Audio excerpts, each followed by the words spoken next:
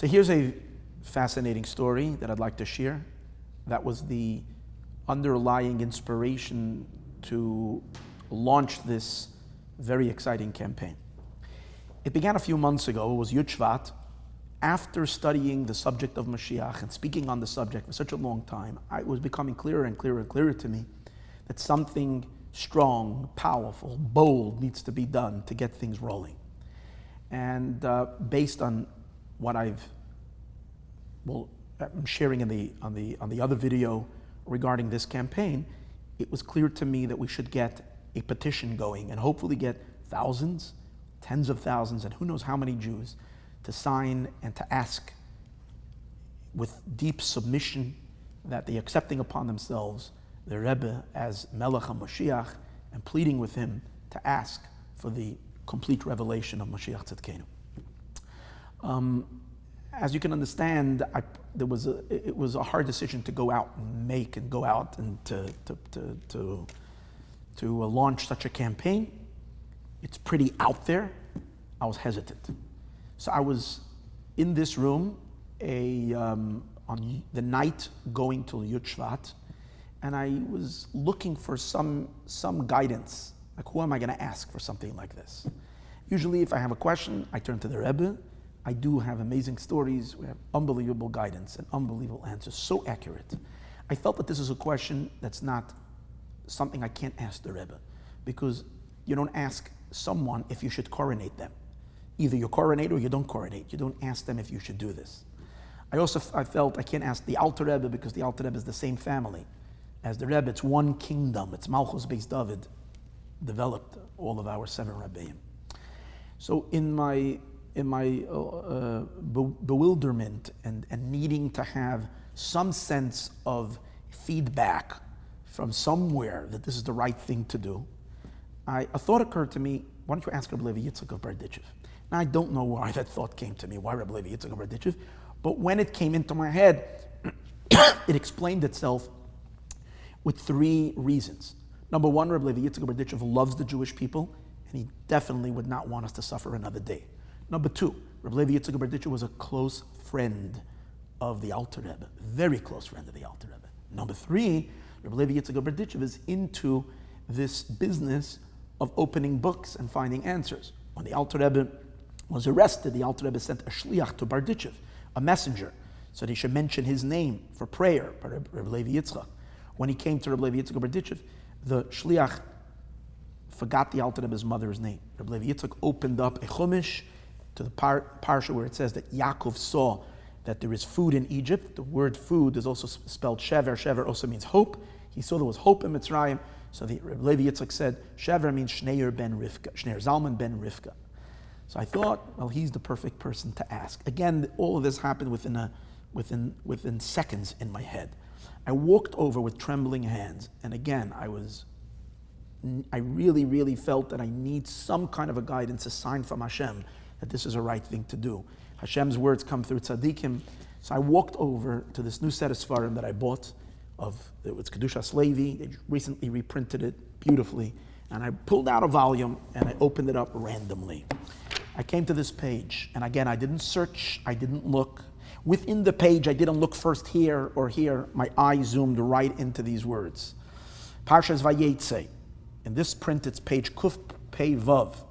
Rabbi Levi Yitzchak of Berditchev is speaking about the names of the Shvatim, why they're named with their certain names. And he says that the reason why Leah named Yehuda, because at that time Leah was serving Hashem with absolute submission. In the words of Rabbi Levi Yitzchak, she was serving the Eibishter v'nimtza she'ovid l'Hashem yizbarach b'midas malchus. She was serving Hashem with the attribute of kingship. Kingship in terms of not of the king, but in terms of the recipient. The subject means deep submission. When you serve Hashem with a certain midah, you download energy of that midah, of that power. So azay nimshach hashpa gam came midas malchus v'ushefa melucha. Therefore, she stimulated and triggered a downloading of energy of kingship to her child. Ubeshvil zeh, Yehuda haya melech. Yehuda was a king. Because at the time when Yehuda was born, Leah served the Eibishter with the attribute of kingship. I'm skipping a few words over here. This is the attribute of kingship. She imbued into that tribe, into the entire tribe, a flow of kingship. That's why Yehuda was a king. The David and Shlomo were kings.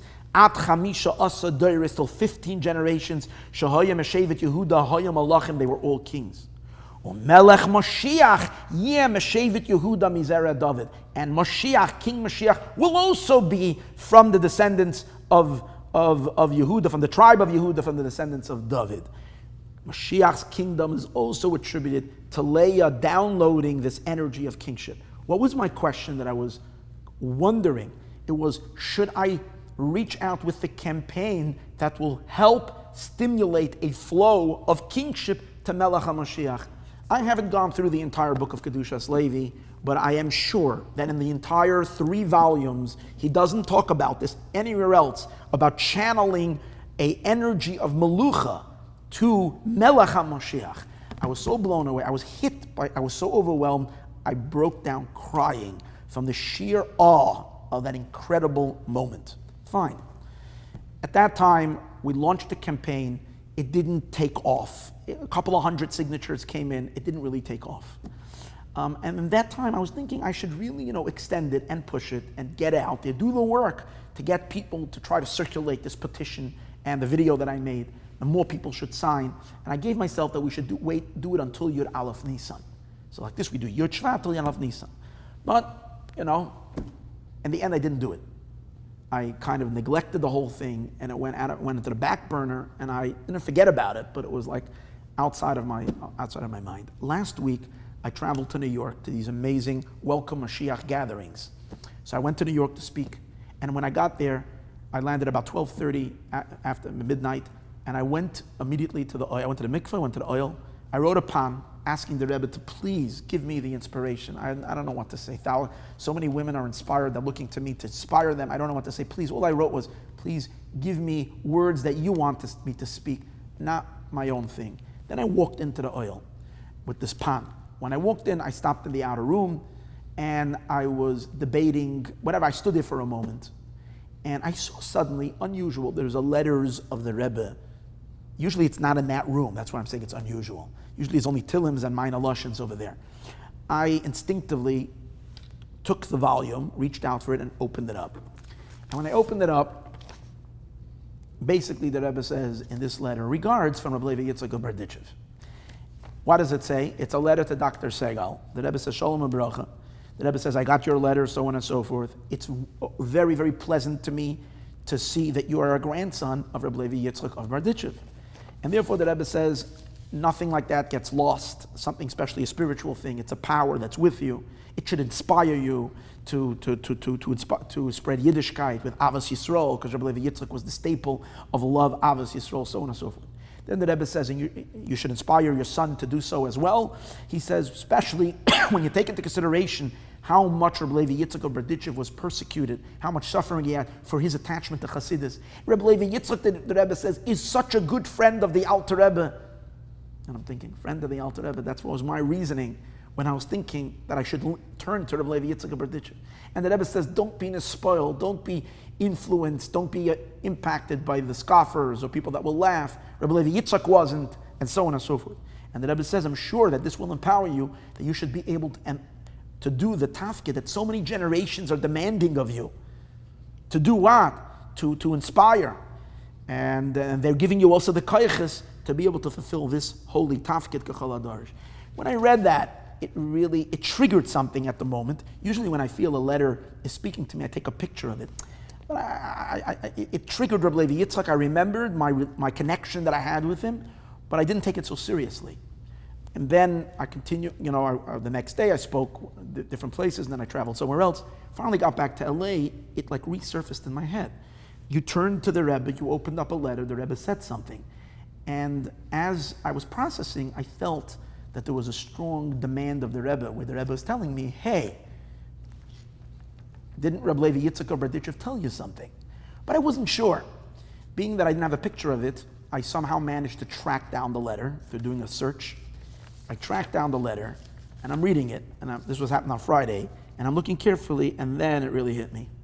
When I looked at the date of when the Rebbe writes this letter, it's Chaf Hei Adar. That was Sunday night, the night that I was standing by the oil. Chaf Hei Adar, the Rebbetzins' birthday. And that's exactly when this letter is dated. So for me, the Rebbe left me not too much, didn't leave me too much room to say, hey, after such an amazing haskam, if I can say, if I need a haskama on the petition, we have Rabbi Levi Yitzchak of Berditchev giving his haskama that we should get the work done. The Rebbe himself can't give an haskama because this is, again, a coronation of the Rebbe, but definitely wants this to happen. So much more behind this to say, but this is just a little piece of that amazing inspiration.